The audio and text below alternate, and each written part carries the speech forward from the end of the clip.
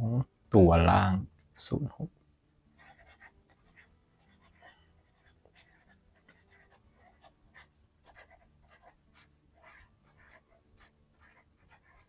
งวดหน้า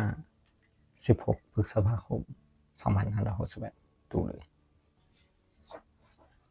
สวัสดีครับมานั่งวันนี้เล็กมันครับนี่มาดูสูตรคำนวณเลข2ตัวล่างอันดับแรกมาดูสูตรกันครับสูตรที่คำนวณครับมี2สูตรสูตรที่1หลักแสนบวกหลักพัน3พลังบวก10ล่างและ2คนดีสูตรที่2ครับหลักแสนบวกหลักหมื่น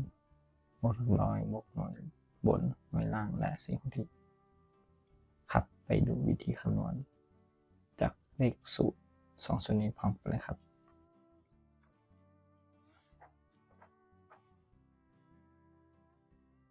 เรานำสูตรนะครับเขียนคำนวณกับรางวัลที่1และเลขท้าย2ตัวจากงวดที่ผ่านมา3งวดครับเริ่มจากวันที่16มีนาคม2568 757 563ล่าง32ในสูตรที่1หลักแสนเลข7หลักพันเลข7 3ครั้งครับบวก10ล่างเลข3และบวก2ทันที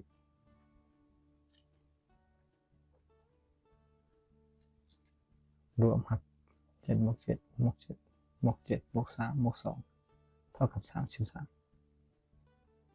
นำเลขหลักหน่วยมาเขียนตัวเดียวครับต่อไปเป็นสูตรที่2หลักแสนเลข7หลักหมื่นเลข5หลักร้อยเลข5นำบน3ในล่าง2และ4คงที่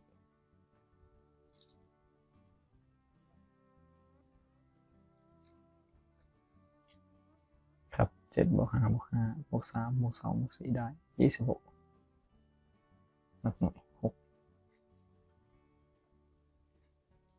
36ครับ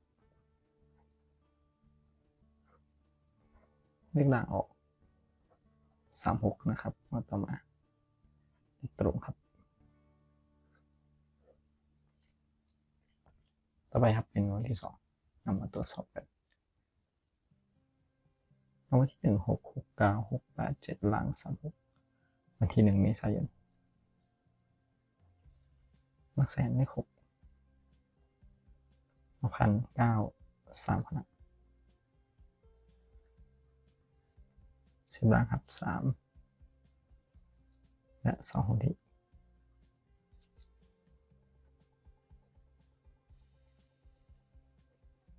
รวมครับ6บวก9บวก9บวก9บวก3บวก2ได้38หลักหน่วย8ครับต่อไปเป็นสูตรที่2หลักแสนเลข6หลักหมื่นเลข6หลักร้อยเลข6ตำบลเลข7และล่างเลข6 4คงที่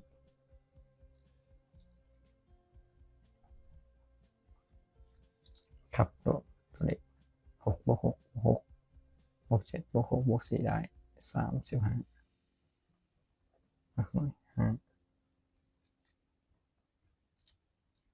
เป็น85ครับ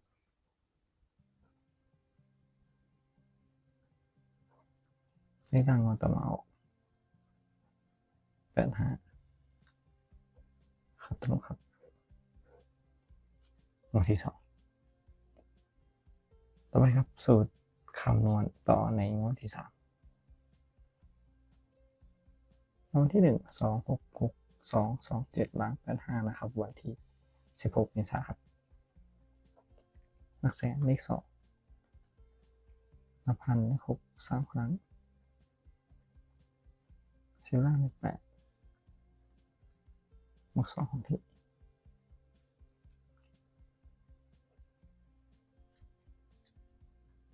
รวมครับ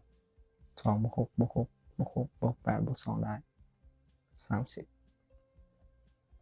ท้ายหลักหน่วย0ครับตัวเดียวไปสูตรที่2หลักแสนเลข2 หลักหมื่นเลขหกหลักร้อยเลขสองหน่วยบนเลขเจ็ดหน่วยล่างเลขห้าและสี่ของที่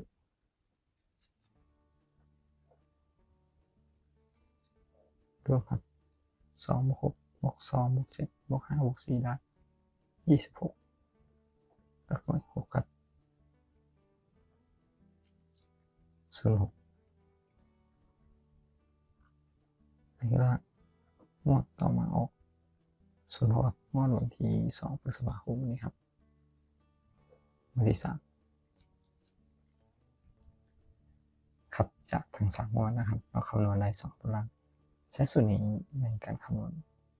เป็นแนวทางงวดต่อไปใช้รางวัลที่1วันที่2พฤษภาคมนี้ครับ213388ล้าน06หลักแสนเลข2หลักพันเลข3 3 ครั้ง60ล่างเลข0และ2ที่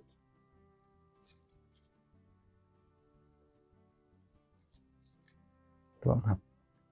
2+3+3+3+2ได้13หลักหน่วยเลข3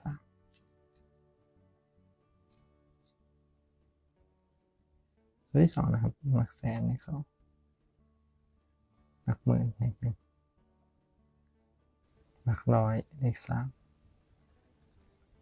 หน่วยบนเลข8หน่วยล่างเลข6และ4ของที่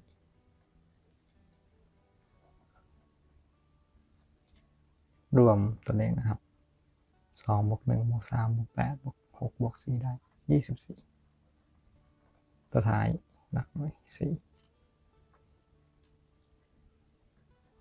และเลข34ครับงวดวันที่16พฤษภาคม2568ครับล่างคำนวณได้3 4สรุปตัวสูตรในชุดนี้อีกครั้งครับ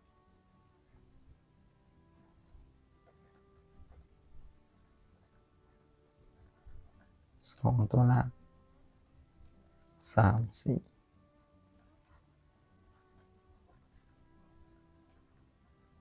16พฤษภาคม2568ครับก็ขอขอบคุณทุกท่านนะครับที่ได้ตามรับชมรับฟังครับและก็อย่าลืมกดไลค์กดแชร์กดติดตามเป็นกำลังใจให้ด้วยครับสำหรับวันนี้ขอให้ทุกท่านโชคดีสวัสดีครับ